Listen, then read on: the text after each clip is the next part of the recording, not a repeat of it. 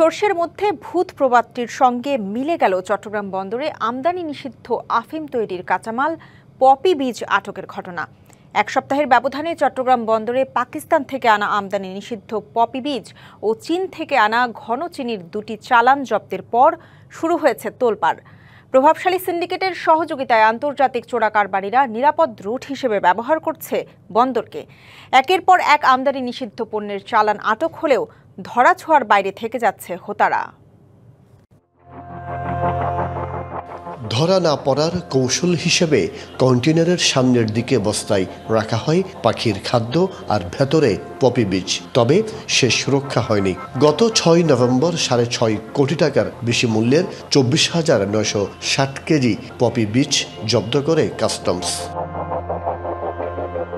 কোরবানীগঞ্জের messrs Adib trading এর নামে 9 October Pakistan থেকে পাখির খাদ্য আমদানির ঘোষণা দিয়ে দুটি কন্টেনারে নিয়ে আসা হয় পপি বীজগুলো। পণ্যগুলো খালাসের দায়িত্বে ছিল সিএনএফ এজেন্ট এমএইচ ট্রেডিং। প্রতিষ্ঠানটির মালিক মুক্তার হোসেন পাটোয়ারি সিএনএফ এজেন্টস অ্যাসোসিয়েশনের অর্থ সম্পাদক। এটা তো জাস্ট ডকুমেন্ট সাবমিট করা হয়েছে। এখানে এটা 100% টাইপ পরীক্ষার মাধ্যমে কাস্টম রিপোর্ট দিলে তখন যাবে। এটা তো টাইপ পরীক্ষাটা আমরা কাস্টমের সাথে করছি, সুতরাং এখানে তো ইয়ের করার কিছু নেই। আমদানি নিষিদ্ধ পণ্যের তালিকায় পপি বীজের অবস্থান 15 নম্বরে। বিশ্বজুড়ে মাদক নিয়ন্ত্রণ সংস্থা এই বীজটির ব্যবহার নিয়ে নিয়মিত সতর্কবার্তা জারি করে আসছে। আমরা মনে করেছিলাম যে একটা পরিবর্তিত পরিস্থিতিতে এই বিষয়গুলি এলিমিনেটেড হবে। এইগুলি কর্তৃপক্ষ আরও এই বিষয়ে অনেক বেশি অ্যাক্টিভ হবেন, এটাই আমাদের প্রত্যাশা।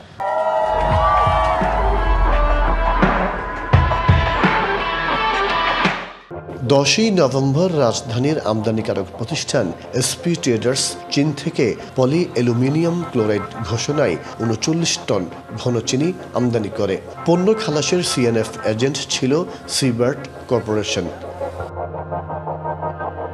পণ্যমূল্য ফাঁকি, পরিমাণ ও ওজনে কম দেখানো এবং পণ্যের এইচএস কোড জালিয়াতি, এসব প্রক্রিয়ায় চালান খালাসে সক্রিয় জালিয়াত চক্র। এছাড়া এনবিআরের আমদানি রপ্তানি নিয়ন্ত্রণ ব্যবস্থা এসআই কোডা ওয়ার্ল্ডের দুর্বলতাকে কাজে লাগাচ্ছে সিন্ডিকেট চক্র। চোরাকারবারীরা বরাবরই বিভিন্ন কৌশলে নানাভাবে টুইস্ট করে মালামাল ইম্পোর্ট করার চেষ্টা করে।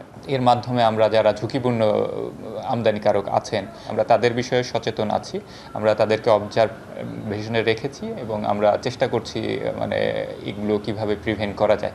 2022 সালে 14,000 কেজি ঘন চিনি শনাক্তের পর খালাসের অনুমতি দেন এনবিআর ও চট্টগ্রাম কাস্টমসের 20 কর্মকর্তা। এর মধ্যে ছাগলকাণ্ডে ওএসডি হয়ে গ্রেপ্তার রাজস্ব কর্মকর্তা মতিউরের বান্ধবী আরজিনা খাতুনও রয়েছে।